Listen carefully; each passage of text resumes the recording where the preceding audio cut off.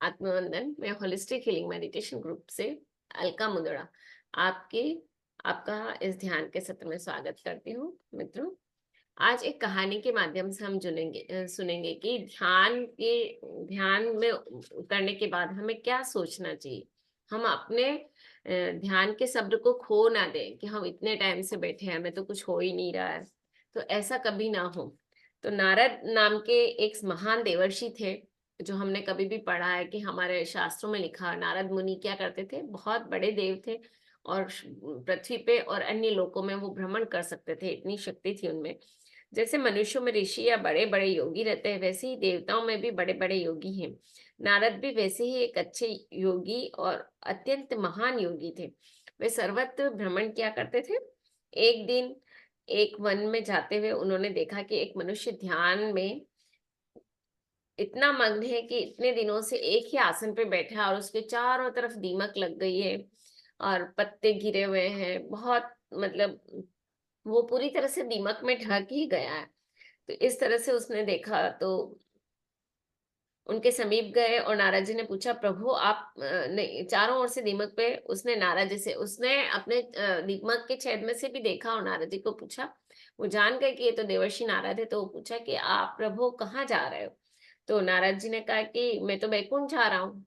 बैकुंठ में तो उनके इष्ट देव तो बैकुंठ में ही रहते थे, मैं बैकुंठ जा रहा हूँ।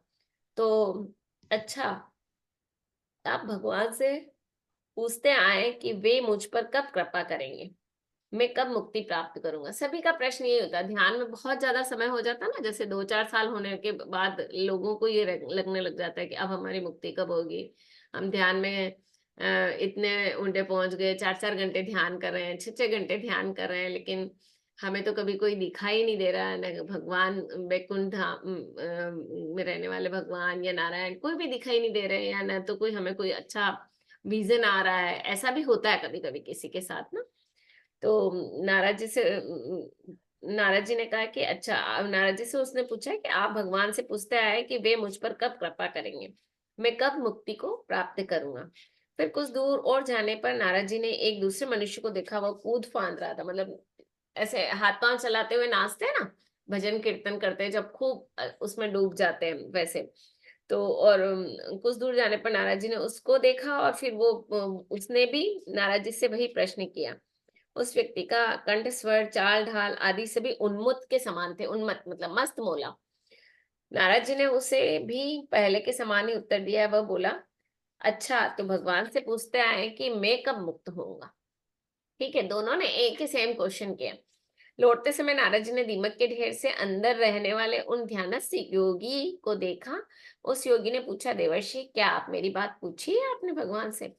तो नारद जी बोले, हाँ पूछी थी। योगी ने पूछा, तो उन्होंने क्या कहा। नारद जी ने उत्तर दिया कि भगवान ने कहा है मुझको पाने के लिए उसे और 4 जन्म लगेंगे, 4 जन्म और तपस्या करनी पड़ेगी, तब जाके मैं उन्हें प्राप्त होऊंगा। तब तो वह योगी घोर विलाप करते हुए कहने लगा, मैंने इतना ध्यान किया, मेरे चारों ओर दीमक का ढेर लग गया, फिर भी मुझे और 4 जन्म लेने पड़ेंगे।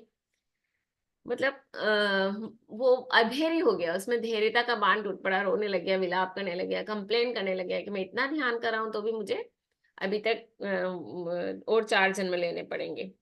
नारद जी तब दूसरे व्यक्ति के पास गए। उसने भी पूछा, क्या आपने मेरी बात भगवान से पूछी थी। नारद जी बोले, हाँ भगवान ने कहा है उसके सामने जो इमली का पेड़ है, ये जो इमली का पेड़ तुम ऊपर देख रहे हो, उसमें जितने पत्ते हैं उतने जन्म तुम्हें अभी और लेने पड़ेंगे भगवान को प्राप्त करने के लिए। तो वो तो मस्त मोला था, उसने कहा वाह ठीक है कोई बात नहीं।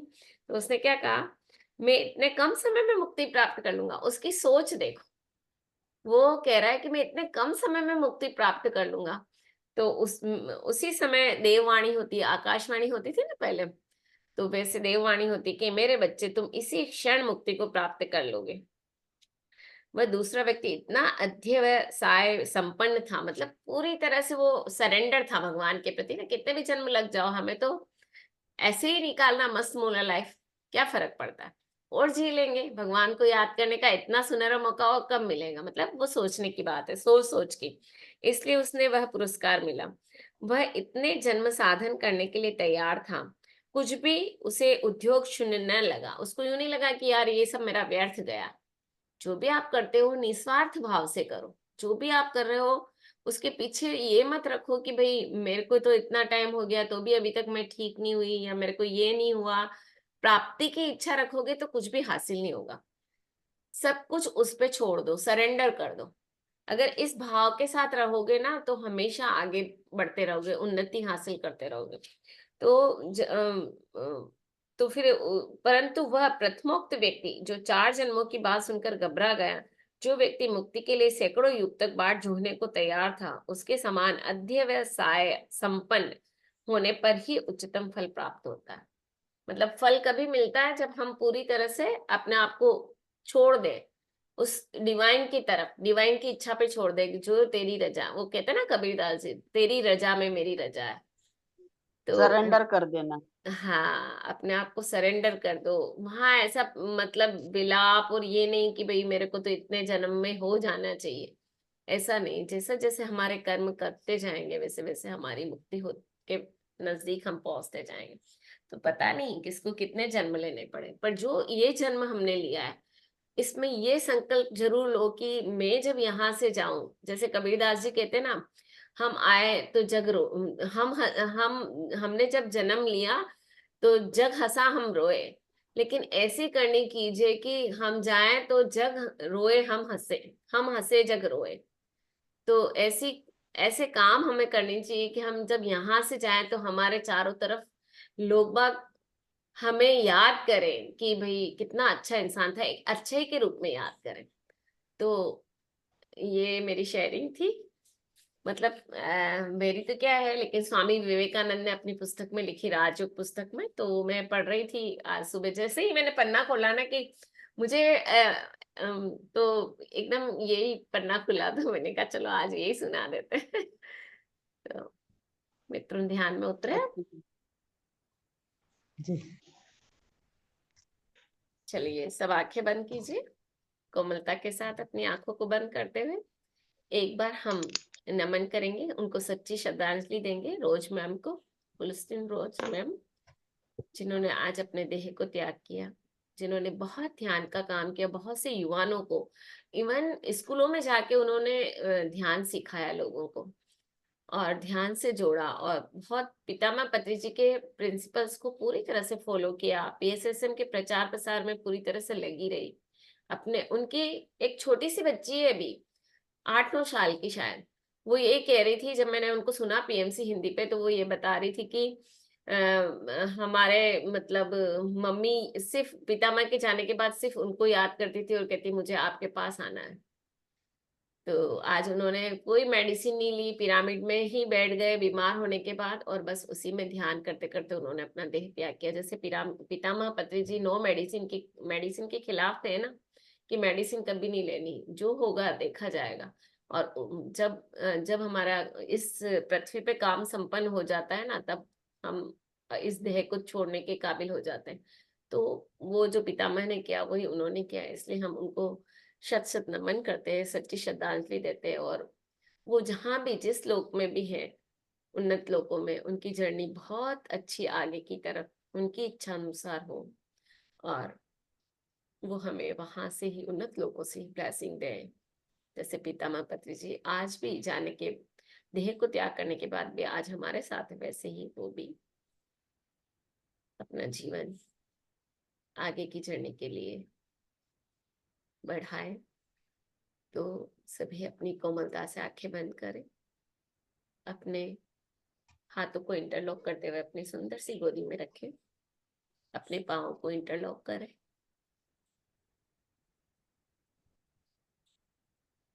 और अपनी हर श्वास के साथ अपने आप को ढीला छोड़ते जाएं, एक एक शरीर के अंग को ऊपर से लेकर के नीचे टोस तक, प्रत्येक अंग को ढीला छोड़ दें। Toes, ankles, calf muscles, knee cap, thighs, hips, chest के सामने का भाग, एब्डोमिनल का हिस्सा, और पीछे lower back, middle back, upper back, neck area, सभी रिलैक्स होते जा रहे हैं वन बाय वन। शोल्डर को ढीला छोड़ दें।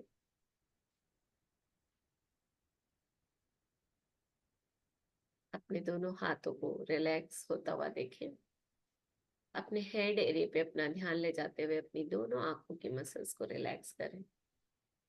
एक सुंदर सी स्माइल अपने चेहरे पे देते हुए अपने जा लाइन को, इनर माउथ कैविटी को रिलैक्स होने का कमांड दें। अपने ईयर्स को रिलैक्स करें। Forehead, back of the head और टॉप ऑफ द हेड को रिलैक्स करें। एक लंबी गहरी श्वास अंदर। जो भी वातावरण में पॉजिटिविटी है हमारे अंदर आए, हम विज्ञान और ध्यान के मार्ग से जुड़े।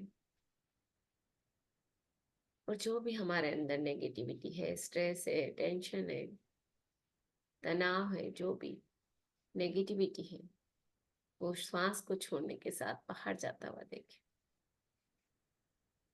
हम पूर्ण रूप से शुद्ध और पवित्र बनते जाएं। इनहेल, फिर से एक लंबी गहरी सांस अंदर। पूरे शरीर को ढीला ढीला ढीला छोड़ते हुए exhale, hold the stiffness of your mind and body। अपने विचारों को भी फ्लेक्सिबल बनाए, रिलैक्स करें।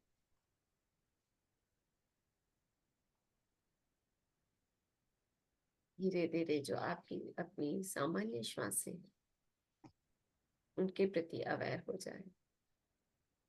नेचुरल और नॉर्मल ब्रीथ आता हुआ और जाता हुआ देखेंगे। और अपने हृदय के बीच सर्वव्यापी चेतना को नमन करते हुए ब्रह्मांड से प्रार्थना करें, हे सर्वव्यापी देवता, चेतना, हमारा ध्यान गहरा हो और घना हो और हम उस दिव्य परमात्मा से जुड़ जाएं, उस परम तत्व से कनेक्ट हो जाएं, ताकि हम सही मार्ग पे चल सके और अपने इस पृथ्वी पर आने के उपदेश को पूरा कर सके।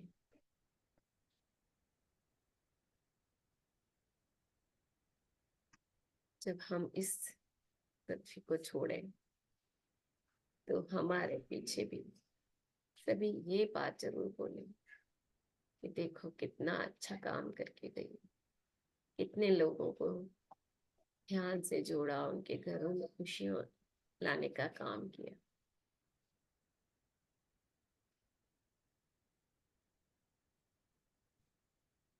अपने शरीर को पूरी तरह से अपनी सामान्य श्वासों के साथ जोड़ते हुए एक रिदम में अपनी श्वासों को देखें, साक्षी भाव से। We all are souls. We are not a body, not a mind. We are souls and connected with energy.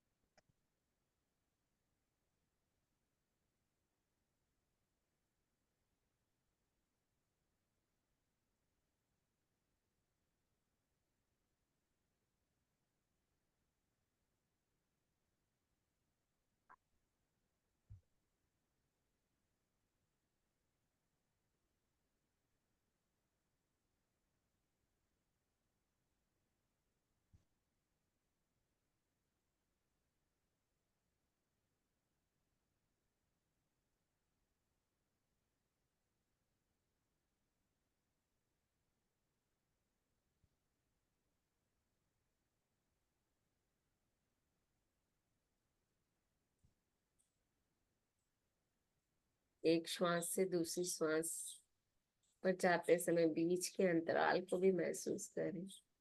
जो स्वतः हो रहा है, और धीरे धीरे अपने आप को शून्य करते जाएं, जहाँ कोई विचार नहीं, सिर्फ और सिर्फ श्वासों का ध्यान।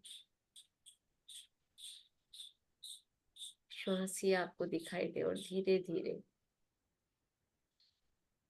उससे भी आप परे चले जाओ।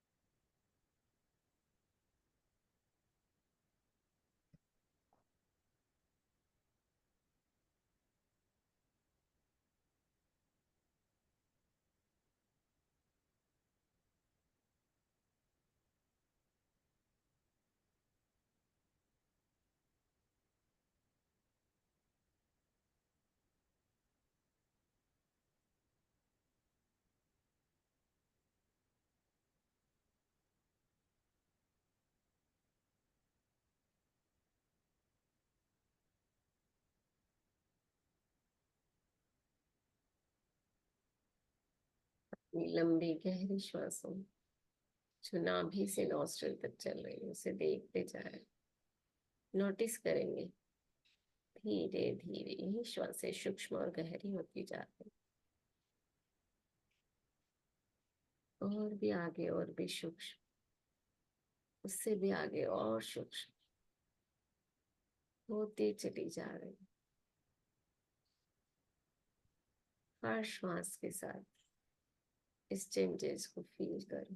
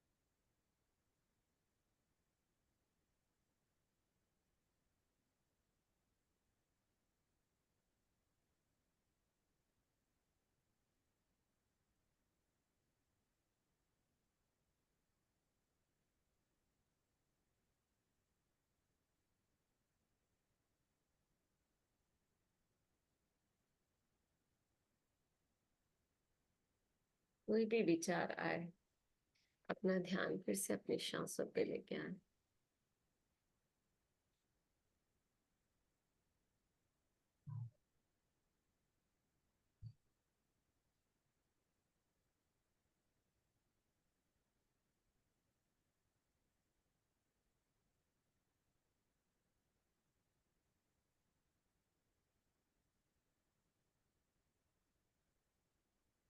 तो श्वास ही हमारी गुरु है, श्वास ही हमारा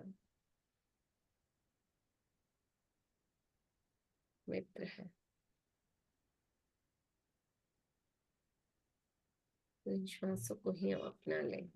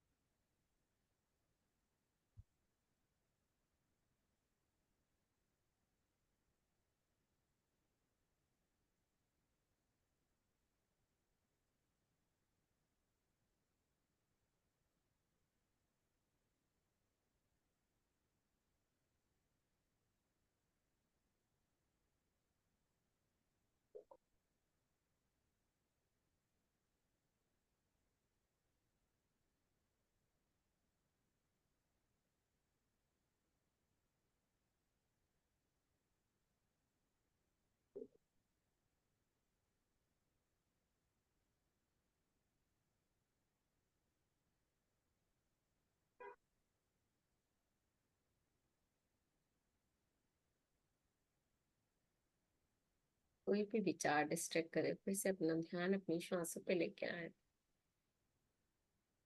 श्वास और आप, कोई दूसरा नहीं।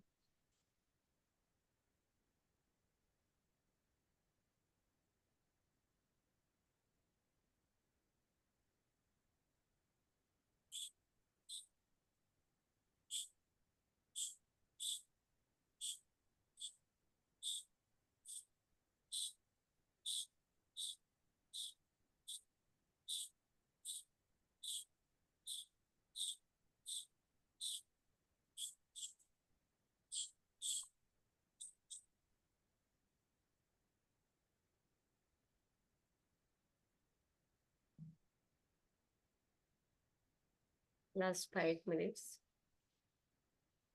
अपने हृदय तल पे ध्यान करें।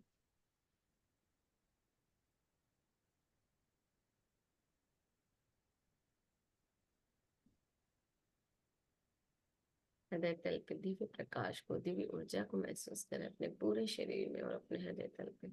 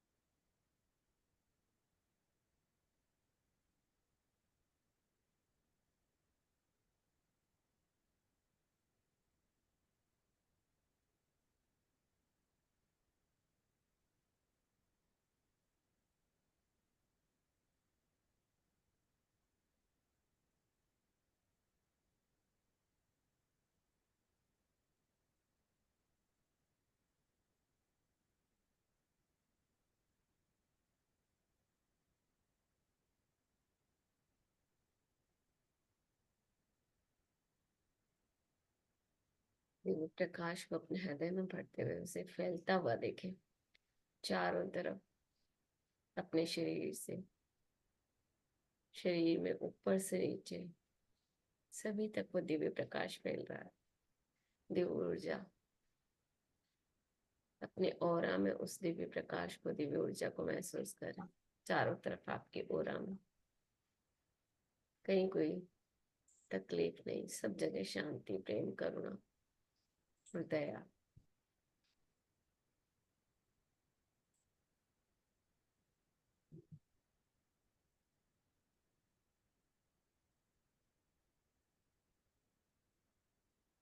धीरे धीरे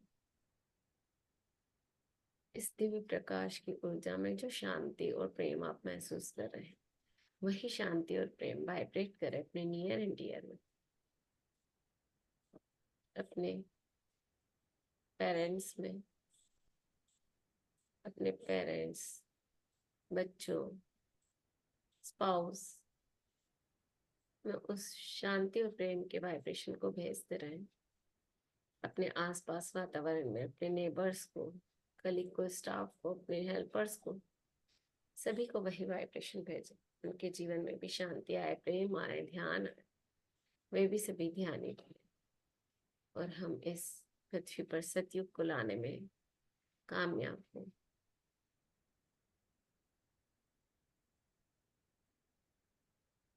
पृथ्वी पर, प्लेनेट पर रहने वाले सभी जीव के बीच में बैर का नाश हो और सब में प्रेम बढ़े।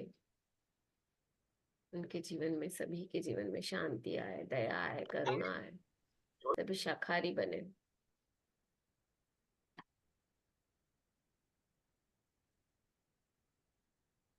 नाउ ग्रेटिट्यूड करेंगे सभी को, अपने माता पिता को, family, friends, neighbours, colleague, staffs, helpers को, सभी को ग्रेटिट्यूड करें। अपने स्पाउस को, अपने चिल्ड्रन को ग्रेटिट्यूड करते हुए प्राणी जगत, पक्षी जगत, पशु जगत और फिश, वाटर जगत, सभी का धन्यवाद करेंगे इस सुंदर से वातावरण को देने के लिए। चारों तरफ जो पक्षी चहचहाते हैं, उनसे वातावरण कितना मधुरमय हो जाता है, इसके लिए उनका धन्यवाद करें। इस पृथ्वी माँ का धन्यवाद करें जो हमें इस फिजिकल बॉडी को चलाने के लिए, हमारे इस फिजिकल बॉडी की नीड को पूरा करती है। धन्यवाद करेंगे ब्रह्मांड का, पितामह पत्री जी का, और आज की इस चेतना का जो मैम रोज को हमने जाते हुए याद किया, उस उनकी चेतना का भी धन्यवाद करें जो पृथ्वी पे इतने अच्छे काम करके गए। हम भी ऐसे कई संकल्पों को पूरा करें एक एक करके। थैंक यू सभी के लिए। मंगल प्रार्थना। अपने भौतिक शरीर को महसूस करो, अपने पाँव की उंगलियों, हाथों की उंगलियों को महसूस करते हुए अपने श्वासों को देखें। सभी का जीवन मंगलमय बने। इसी के साथ ओम सर्वे भवन्तु सुखिनः, सर्वे सन्तु निरामया, सर्वे भद्राणि पश्यन्तु, मा कश्चित् दुःख भाग् भवेत्। ओम शांति शांति शांति। हरि ओम। दोनों हाथों को अपने आंखों पे लगाएं। 5, 4, 3, 2, 1। धीरे धीरे मुस्कुराते हुए चेहरे के साथ अपनी आंखों को खोलेंगे फ्रेंड्स। फिर से इस सुंदर से मेडिटेशन के ग्रुप के साथ जुड़ जाएं। आप सभी का आज के इस सत्र के लिए बहुत बहुत धन्यवाद। ध्यान में जुड़ने के लिए और ध्यान के वाइब्रेशन को बढ़ाने के लिए तहे दिल से धन्यवाद देती हूँ।